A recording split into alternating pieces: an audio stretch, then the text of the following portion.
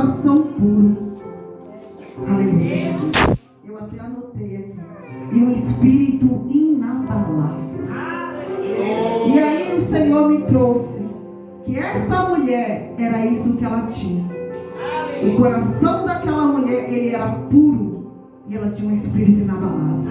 Mesmo diante da dor, mesmo diante ali da pressão e da opressão grega, da opressão dos fariseus, aleluia, Jesus, da opressão daquele povo que estavam caçando qualquer um que servisse a Jesus, porque o povo passou a ser caçado. Por isso que os discípulos, eles fugiram, se esconderam, porque eles tiveram medo de serem também pegos com Jesus. Porque a gente vê ali que Pedro, ele nega Jesus até meia-noite de meia-noite, ele nega Jesus 3 vezes. Não é você aquele que andava ali com aquele que se disse Jesus?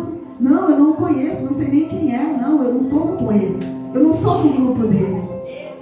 Aleluia. Mas aquelas mulheres não, elas não temeram, elas continuaram ali, elas continuaram firmes e fortes, elas foram persistentes no seu objetivo, elas foram persistentes no seu amor por Deus. Foi falado aqui, foi lido: amar o teu Deus acima de todas as coisas. E amar o teu Deus acima de todas as coisas é isso, é sacrificar a sua própria vida por Deus, pela sua obra, pela sua palavra, para que a sua palavra continue viva. E essa mulher, ela foi valente, ela sacrificou a sua vida. E aí quando eu começo, irmãos, cada vez que eu começo a descrever, que eu começo a ver aquela mulher, eu começo a entender por que o Senhor não se revelou àqueles 2 discípulos e se revelou a ela. Porque, irmãos, muitas vezes o impedimento de Deus fazer coisas maiores nas nossas vidas, fazer coisas grandes, declarar a sua glória, como já foi cantado aqui nessa noite, de Deus se revelar a sua glória, aquilo que Ele tem de melhor para nós. Porque a promessa do Senhor é que nos daria o melhor da terra. Deus tem o melhor para o seu povo. Aleluia, Jesus. E às vezes Deus não revela, Deus não faz. Não é porque Deus não quer, é porque o coração do homem não está totalmente puro. Ele não está com um espírito inabalável. Ele cria dúvidas. Aleluia, Jesus. Ele cria dúvidas no seu coração se realmente é aquilo. Na hora que a bênção chega, ele não sabe se realmente é a bênção, porque ele não está vigilante. Eu vi a pastora, ela fez um teste aqui, teve pessoas que levantou a mão porque não estava vigilante. Não adianta a gente orar e a gente não vigiar, porque na hora que a bênção chega, a gente não sabe que chegou. Ela está batendo na porta, ela está empurrando e a gente não vê. Aleluia, Jesus. Então a gente ia por vale orar. E 6 horas da manhã lá em São Paulo está tudo escuro, inverno, estava frio. E nós estávamos lá, no meio do mato, só nós 2, orando, clamando a Deus. E passado-se um tempo, irmãos, eu vim aqui na Bahia. E eu encontrei Bianca 2 vezes que eu vim na Bahia, só encontrei Bianca na porta do ônibus. E aí eu fui, era época de política, e eu falei: Bianca, dá um voto para fulano. Ela falou assim: não, eu estou com a pastora Thelma. Ela falou: estou com a pastora Thelma. Eu falei: Jesus está trabalhando. Eu falei: glória a Deus, louvado seja Deus. Eu não disse nada a ela, eu não abri minha boca. Porque se Jesus está trabalhando, a gente tem que ficar calado. Porque tudo que a gente fala, o inimigo escuta e vai trabalhar contra. É de boca calada que a gente vence. É de boca calada que a gente vence a prova, vence a luta e alcança a vitória. Eu sei que cada um de nós que estamos aqui, nós temos uma necessidade diante de Deus.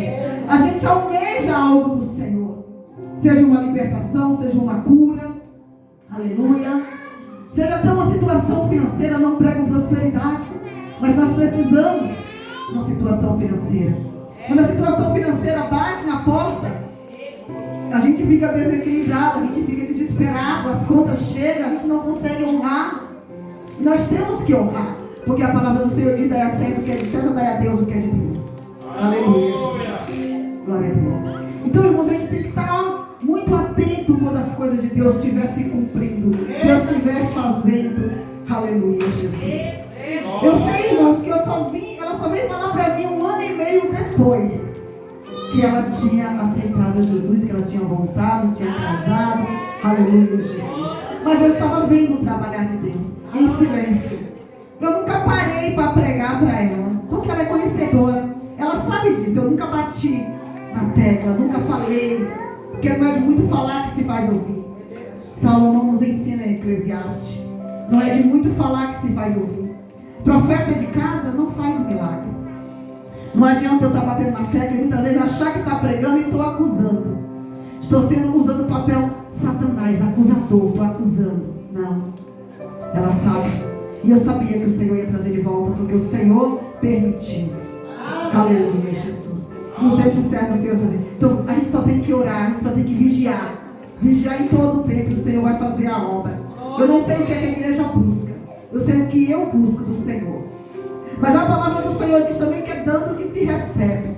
Então assim, dê o melhor de si para o Senhor. Ouve a palavra que é pregada nesse altar. Ouve a palavra que o Senhor tem falado nessa noite. Ama o teu Deus acima de todas as coisas e o teu próximo como a ti mesmo. Cumpre os mandamentos do Senhor e Deus grandes coisas faz nas nossas vidas. Aleluia. E eu vou tentar voltar para dentro da palavra. Aleluia, Jesus. Então, irmãos, eu comecei a conversar com Deus e tentar entender toda essa situação desse capítulo a qual a gente leu. A qual Jesus se revelou àquela mulher. Ela viu a glória de Deus manifestada no Filho. Aleluia, Jesus. Porque em Amós diz que a glória da segunda casa, da última casa, seria maior do que a